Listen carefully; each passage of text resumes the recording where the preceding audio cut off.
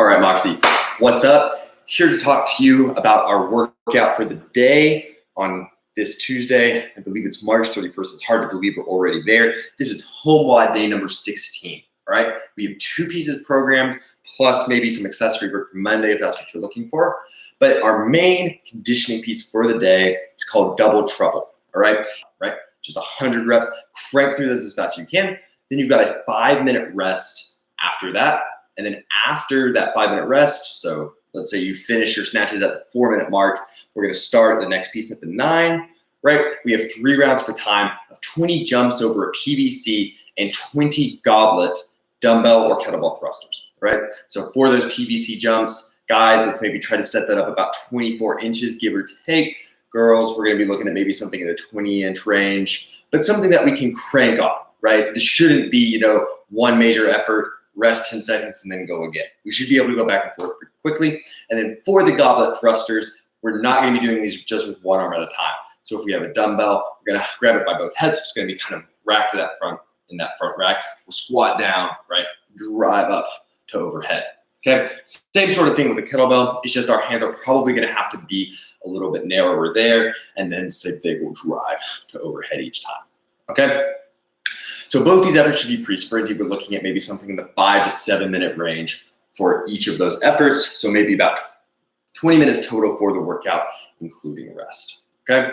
In addition to that double trouble, we also have a barbell piece program tomorrow. If you're on HomeWOD, that's gonna be under the weightlifting tab, all right? And that's all shoulder to overhead work. You have 20 strict press, 20 push press, 20 push jerks, all at different weights. It's based on percentages of your max. You can check out HomeWOD for details. And if you don't have a barbell, but you still want to work on some pressing, we do have a non-barbell option there. That's going to be some push-ups, some single arm dumbbell strict press, and some handstand push-ups, just kind of depending on what variation you can do there. Okay, so that's the work that we have programmed tomorrow. We also have some mobility stuff that is specifically targeting overhead work because that's a big player in tomorrow's workout.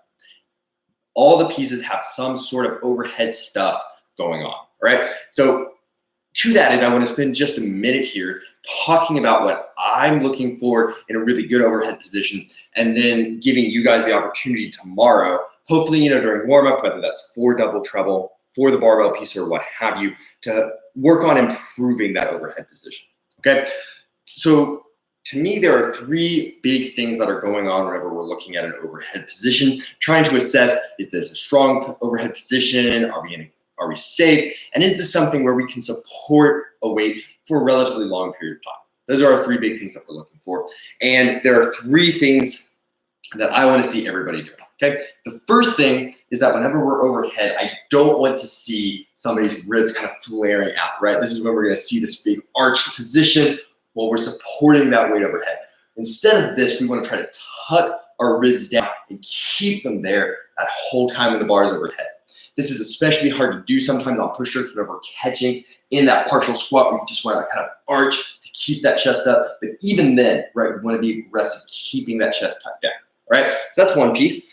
The next thing that we want to make sure of is that the bar is over the center of our body, all right? It's really easy sometimes as well, maybe to lock out just slightly in front, right, of our ears. But instead, we should be able to see, right, kind of from profile, at least a little bit of your ears, or at least be able to tell, right, that bar is right over our shoulders. We also don't want to see it way far back behind us, but in general, especially with a narrower grip, we're just going to see that bar going out front. So let's make sure that bar is right on top of our shoulders when we finish our reps, right? So those are 2 of our pieces.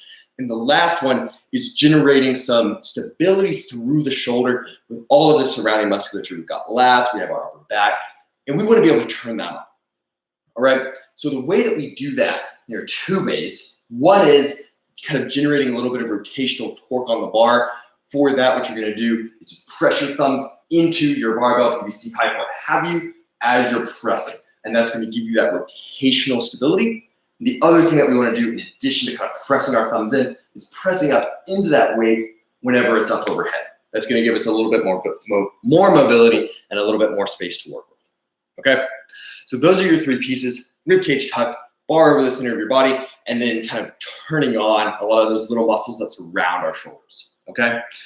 Now, to work on this stuff tomorrow, what I want you to hit is just a quick, it's gonna be about 5 minutes piece with a PVC pipe, broomstick, whatever you've got, all right? All it's gonna be, we're gonna set kind of at this front rack position, try to press our thumbs into the bar. We're gonna press this bar up to overhead, making sure it's over the center of our bodies, rib cage tucked, and pressing up into that bar the whole time. We're gonna hold it in this position for 30 seconds.